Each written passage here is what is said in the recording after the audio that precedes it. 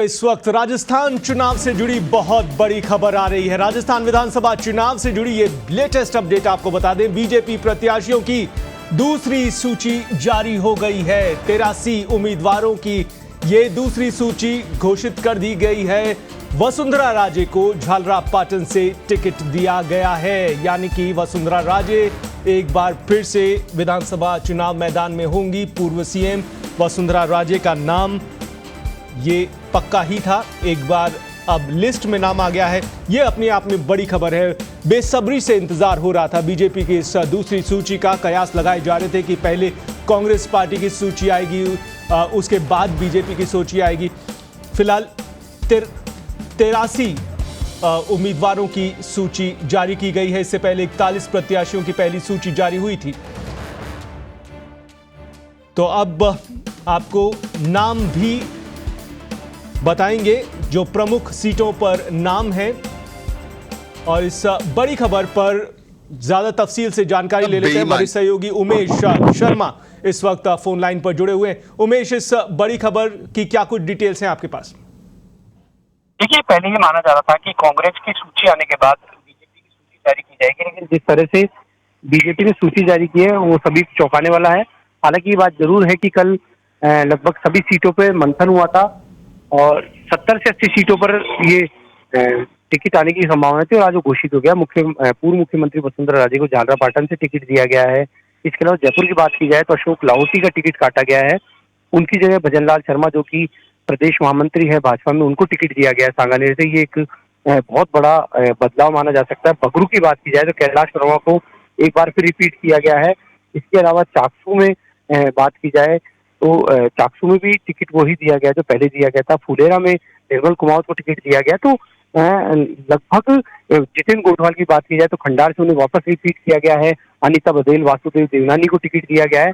तो कहीं ना कहीं पार्टी ने ज्यादातर उन्हीं लोगों को टिकट दिया है जो पिछली बार चुनाव लड़े थे, जो वर्तमान में विधायक है या फिर जो पहले प्रत्याशी रहे हैं। तो कहीं ना कहीं ये बात सामने पहले भी आ रही थी कि पार्टी इस बार विधायकों की ज्यादा टिकट नहीं काटेगी। 50 के लगभग विधायकों को टिकट दिया जाएगा। लेकिन जयपुर के लिए चौंकाने वाली बात है कि अब तक जयपुर में 3 टिकट दिए गए, तीनों ही विधायकों के, जो 2 विधायक और एक पूर्व विधायक का टिकट उसमें काट दिया गया है। तो कहीं ना कहीं पार्टी जयपुर के लिए पूरी जो आजमाइश कर रही है, और वसुंधरा राजे को टिकट देकर पार्टी ने एक तरह से चौंकाया है। क्योंकि देखिए, अभी तक राजस्थान में पार्टी ने सीएम का चेहरा घोषित नहीं किया गया, लेकिन वसुंधरा राजे को टिकट देकर एक बार फिर पार्टी कुछ न कुछ कार्यकर्ताओं के बीच संदेश देना चाहती है। और भी अन्य सीटों की बात की जाए तो जो उदयपुर की सीट है वहां पर भी जो राज्यपाल बन गए हैं असम के गुलाबचंद कटारिया, उनकी जगह वैश्य वर्ग के व्यक्ति हुई, वहां से टिकट दिया गया है। और अन्य जो सीटें हैं, धौलपुर की बात की जाए, धौलपुर में कुशवाहा समाज से ही टिकट दिया गया है, क्योंकि शोभा रानी कुशवाहा को पार्टी से बाहर का रास्ता दिखा दिया गया था। उनकी जगह धौलपुर से एक कुशवाहा को ही टिकट दिया गया। तो कहीं ना कहीं पार्टी इस बार पूरी ताकत के साथ चुनाव मैदान में उतर रही है, और जहां जरूरत पड़ रही है वहां टिकटों को बदला भी जा रहा है, चाहे वहां पर पार्टी लंबे समय से जीतती ही क्यों ना आ रही है। जी बिल्कुल, इस वक्त की ये बड़ी खबर। उमेश, आप बने रहिए, हम दर्शकों को कुछ और नाम बता देते हैं। इस वक्त ये लिस्ट जो 83 उम्मीदवारों की दूसरी सूची है, उसमें जो प्रमुख नाम है, अनूपगढ़ से संतोष बावरी को टिकट दिया गया है। राय सिंह नगर से बलवीर सिंह लूथरा को टिकट दिया गया है। सांगरिया से गुरदीप सिंह, उसके अलावा पीलीबंगा से धर्मेंद्र मोची को टिकट दिया गया है। अभिषेक मटोरिया को एक बार फिर से चुनाव मैदान में नोहर विधानसभा क्षेत्र से उतारा जा रहा है। जेठानंद व्यास बीकानेर पश्चिम से बीजेपी के उम्मीदवार रहेंगे।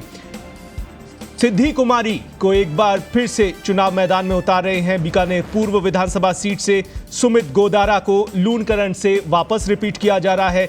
बिहारी लाल बिश्नोई नोखा से फिर से रिपीट किया जा रहा है। राजेंद्र राठौड़ का नाम एक बार फिर से क्लियर है। नेता प्रतिपक्ष राजेंद्र राठौड़ तारानगर से। चूरू से हरलाल सहारण, रतनगढ़ से अभिनेश महर्षि को रिपीट किया जा रहा है। सूरजगढ़ से संतोष अहलावत को चुनाव मैदान में उतारा जा रहा है। धौद विधानसभा सीट है, उससे गोवर्धन वर्मा प्रत्याशी है। नीम का थाना से प्रेम सिंह बाजौर, श्री माधोपुर से झबर सिंह खर्रा, चौमू से रामलाल शर्मा को एक बार फिर से टिकट दिया गया है। फुलेरा से निर्मल कुमावत, आमेर विधानसभा सीट से सतीश पूनिया को टिकट एक बार फिर से दिया गया है। मालवीय नगर से कालीचरण सराफ एक बार फिर से चुनाव मैदान में होंगे। ये बीजेपी का गढ़ जयपुर की सीट रही है। जयपुर के सांगानेर से भजन लाल शर्मा, ये एक चौंकाने वाला नाम। भजन लाल शर्मा बीजेपी के सीनियर पदाधिकारी हैं और भी आपको लिस्ट में आगे का नाम बताएंगे। फिलहाल उमेश से एक बार फिर से रुक कर लेते हैं। उमेश, बीजेपी ने 2 सूचियां जारी कर दी। पहली सूची 41 प्रत्याशियों की, 83 प्रत्याशियों की।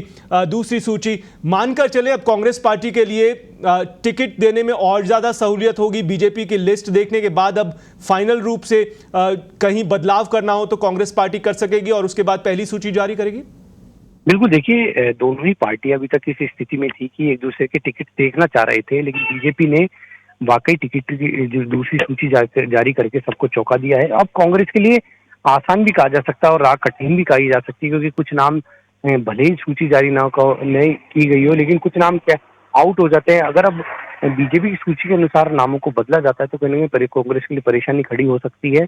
और जहां तक बात की जाए तो देखिए, बीजेपी ने जो उम्र की एक बात चल रही थी कि ज्यादा उम्र के नेताओं को टिकट नहीं दिया जाएगा, लेकिन 72 साल के कालीचंद सराफ को टिकट दिया गया चौथी बार, क्योंकि चौथी बार मालवीय नगर सीट जब से बनी है तब से लगातार वो ही वहां विधायक बनते आए हैं।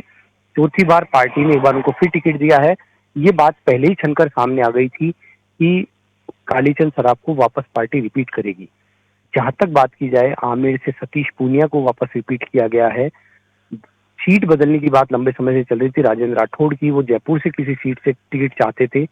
तारानगर से उन्हें टिकट दिया गया। तारानगर से वो पहले भी विधायक रह चुके हैं और कांग्रेस के CS बैद को उन्होंने लंबे अंतर से हराया था।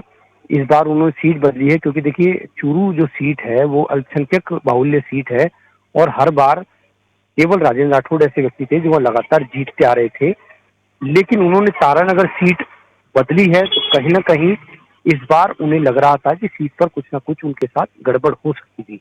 तो ये बड़ी बात है कि पार्टी ने अभिषेक मटोरिया को वापस टिकट दिया है। संतोष अहलावत जो कि पहले सांसद रह चुकी हैं, उनको टिकट दिया है।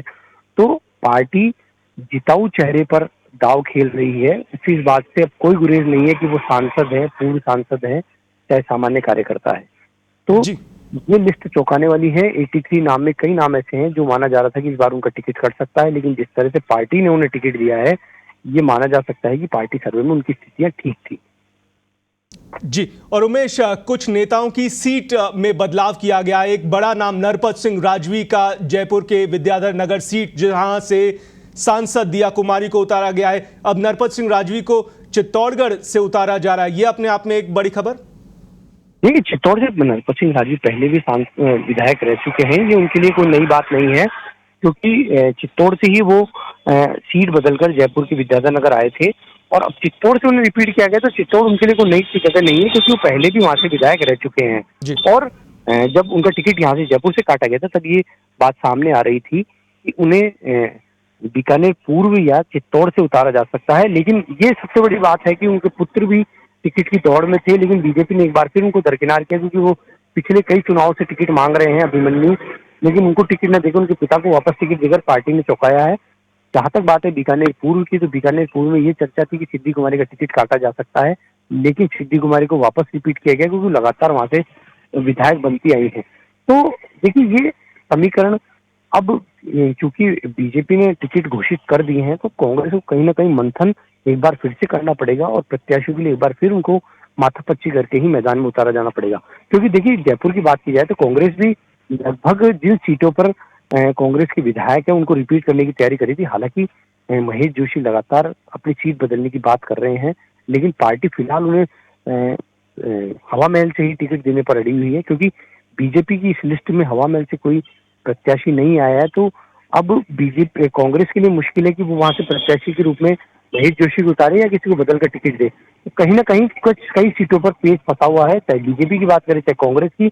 लेकिन बीजेपी की ये सूची जारी होने के बाद अब कांग्रेस खेमे में खलबल ही है कि जल्द से जल्द वहां भी सूची जारी की जानी चाहिए, क्योंकि 30 तारीख से नामांकन दाखिल होंगे, मात्र 9 दिन का समय बचा है और 9 दिन में अगर किसी का विरोध या किसी के प्रति अगर कोई बहुत बड़ी खिलाफत आती है तो पार्टी चेंज भी कर सकती है।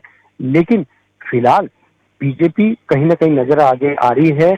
122 सीटों के लगभग बीजेपी टिकट दे चुकी है और अब 6 सीटों पर भी जल्द से जल्द नाम आने की सूचनाएं आ रही है, क्योंकि लगभग सभी सीटों पे लगातार सीईसी में और कोर कमेटी में चर्चा हो चुकी है। और ये कहीं ना कहीं बीजेपी के लिए प्लस पॉइंट है कि उसने पहले टिकट घोषित करके कांग्रेस से 2 कदम आगे बढ़ा लिए हैं। जी, और उमेश, इस सूची का अगर और विश्लेषण करें तो ये मानकर चलिए जो पहले 41 सीटों पर प्रत्याशी घोषित हुए, जिसके बाद बवाल मचा कि सांसदों को विधानसभा चुनाव के लिए उतारे, ये जो दूसरी सूची है इसमें ऐसा बहुत कम है। यानी कि बीजेपी ने ये इस बार कोई रिस्क नहीं लिया है सांसदों को ज्यादा टिकट देकर चुनाव मैदान में उतारने का। ये असर देखें कि जिस तरह से विरोध हो रहा था पहली सूची के बाद। देखिए, पहली सूची के बाद विरोध हुआ था क्योंकि कई विधायक, कई जो कार्यकर्ता नेता हैं वो यही बात कहते नजर आए कि जब सांसद का टिकट उन्हें दिया गया, वो ऑलरेडी सांसद है, तो फिर बीजेपी को नए लोगों को मौका देना था। और वो बात संगठन के स्तर से पहुंची भी है आला कमान तक। यही वजह है कि बाद में ये तय किया गया था कि अब ज्यादा सांसदों को टिकट नहीं दिए जाएंगे। वर्तमान सीटों पर जिस तरह से पार्टी ने प्रत्याशी घोषित किए हैं उससे लग रहा है कि अब आने वाले समय में ज्यादा सांसदों को पार्टी टिकट नहीं देगी। लेकिन ये जरूर है कि पार्टी ने ज्यादातर लोग रिपीट किए हैं, कई हारे हुए प्रत्याशी हैं उनको भी रिपीट किया है। तो कहीं ना कहीं पार्टी की स्ट्रेटेजी वही है कि जो मौके पर काम कर रहा है और जिसकी अभी भी धरातल पे पकड़ ठीक है, उन्हीं लोगों को टिकट दिया जाए। लेकिन देखिए, कई नाम जैसे चौंकाने वाले हैं। जैसे भजन लाल शर्मा की बात की जाए, भजन लाल शर्मा का भरतपुर से भी नाम चल रहा था। वो खुद भरतपुर के रहने वाले हैं, लेकिन सांगानेर सीट से टिकट देकर पार्टी ने चौंकाया है, क्योंकि अशोक लाहौटी के टिकट पर लंबे समय से कहा जा रहा था कि उनका टिकट कट सकता है, क्योंकि संघ के एक मामले में उनका नाम आने के बाद से ही उनके टिकट पर संकट छाया हुआ था और पार्टी ने उन्हें टिकट काट दिया। लेकिन हालांकि अभी जयपुर की सिविल लाइन सीट ऐसी है जहाँ से प्रत्याशी घोषित नहीं हुआ है, वहां से एक बार अशोक लाहौटी हार चुके हैं, प्रत्याशी रह चुके हैं और अभी वर्तमान में वहाँ कांग्रेस का कब्जा है। अब पार्टी को तय करना है, क्योंकि देखिए वैश्य समाज का टिकट है। वैश्य समाज लंबे समय से दोनों पार्टियों से मांग कर रहा था कि वो टिकट दें हमारे लोगों को। कहीं ना कहीं वैश्य समाज का टिकट दिया गया है, तो कहीं ना कहीं उसको सेट किया जाएगा, चाहे किसी और व्यक्ति को देकर किया जाए, किसी तरह से किया जाए, क्योंकि पार्टी जितने भी सामाजिक और राजनीतिक समीकरण उनके अनुसार ही टिकट देती आई है। तो अब ये देखने वाले की बात होगी अगली सूची में किस तरह से पार्टी ने अन्य प्रत्याशियों की घोषणा करती है। जी, शुक्रिया उमेश, वरिष्ठ सहयोगी जयपुर से इस बड़ी खबर पर तफसील से जानकारी दे रहे थे। बीजेपी की दूसरी सूची आ गई है। पहली सूची 41 प्रत्याशियों की, दूसरी सूची 83 प्रत्याशियों की, यानी कुल मिलाकर 200 में से 124 सीटों पर प्रत्याशी घोषित कर दिए हैं। बीजेपी ने 2 सूचियां जारी कर दी हैं। अब 76 सीटों पर और घोषणा होनी बाकी है। यानी कुल मिलाकर अगर देखें तो कांग्रेस से इस प्रत्याशी चयन प्रक्रिया में 2 कदम बीजेपी आगे निकल गई है 2 सूची जारी करके। अब मानकर चलिए कि कांग्रेस पार्टी इन नामों को सामने रखकर अपने प्रत्याशी चुनाव मैदान में उतारेगी। जो नामों पर मोहर लगी गई है उनमें से कुछ नामों पर कांग्रेस पार्टी कुछ बदलाव कर सकती है इस लिस्ट को देखकर।